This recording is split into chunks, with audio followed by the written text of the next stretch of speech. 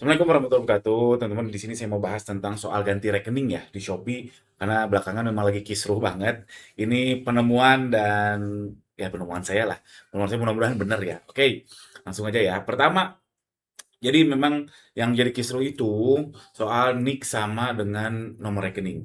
Kalau akun baru, saya lihat sebagian besar ya, ada juga yang masih bisa lolos. Sebagian besar akun baru itu harus nick sama dengan rekening. Jadi kalau teman-teman daftar pakai nama Gani, misalkan rekeningnya harus Gani juga. Dan ini hati-hati ada masalah baru, yaitu kalau misalkan Haji Gani ya, amin lah.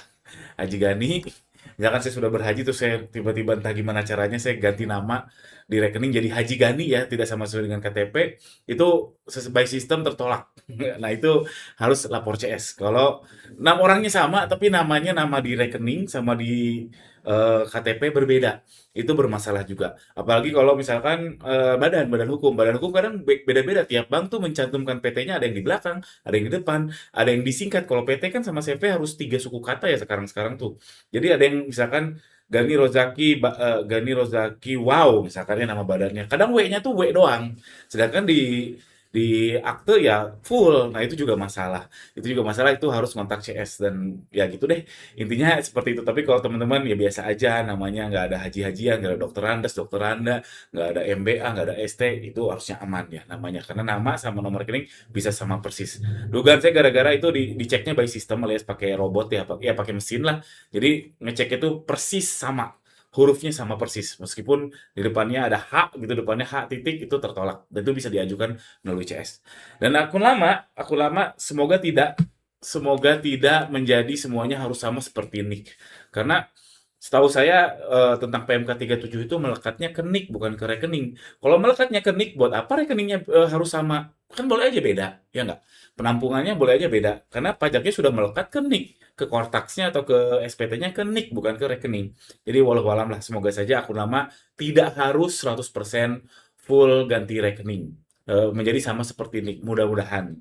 Tapi nggak tahu, arahnya sepertinya ke sana, tapi saya berharap semoga tidak. Karena banyak sekali masalahnya, contoh tadi yang Haji Gani, contoh tadi yang nama nama CV itu, wah kalau tim Shopee niat bersih-bersih ini pasti cost-nya besar sekali. Entah CS-nya bertambah, workload-nya, atau ya harus ngebenerin sistemnya, ya walau alam lah. Itu soal secara umum tentang nick sama dengan rekening. Yang kedua, oke teman-teman ternyata berhasil ganti rekening atau pas nyobain ganti rekening ternyata gagal.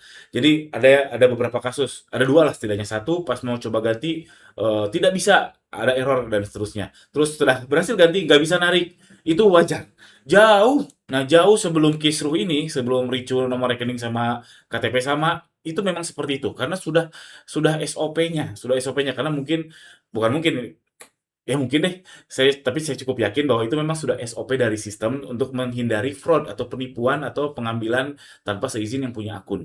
Jadi memang sengaja seperti itu. Jadi ketika mau ganti nggak bisa tunggu 24 jam, sengaja. Karena kalau penipu harus bersabar 24 jam atau sebelum sebelum dapat notis dari yang punya akun itu jadinya ada buffer ya, ada waktu sebentar untuk mencegah fraud. Dan itu wajar banget di sistem sistem digital sekarang itu selain dari AI-nya, selain dari sistemnya, bisa juga dari SOP-nya. Contoh lain adalah kalau teman-teman minta OTP. Minta OTP entah di Shopee atau di mana, kadang harus 2 kali.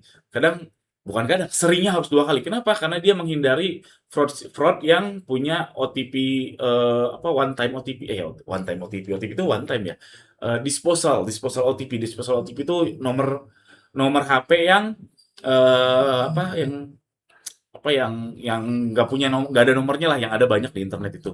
Nah, itu nomor HP itu nggak bisa dipakai 2 kali kalau kita kita pakai disposal OTP itu. Artinya percobaan pertama sengaja by system digagalin, lalu percobaan kedua baru bisa. Supaya apa? Supaya yang pakai disposal OTP itu nggak bisa masuk.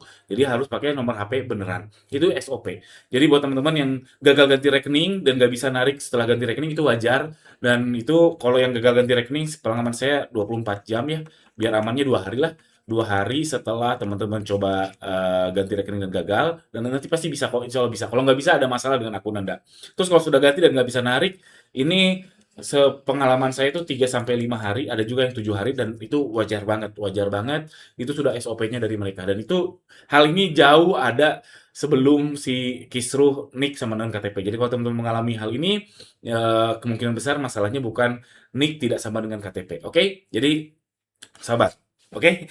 Oke, itu aja sebetulnya. Dan next session-nya apa? Karena tadi kisruh tadi, NIK sebelum KTP, dan terus ada SOP yang seperti tadi yang saya sebutkan, ada buffer waktu tunggu sebelum bisa berhasil full ganti. Saran saya segera ganti buat akun yang perputarannya cepat.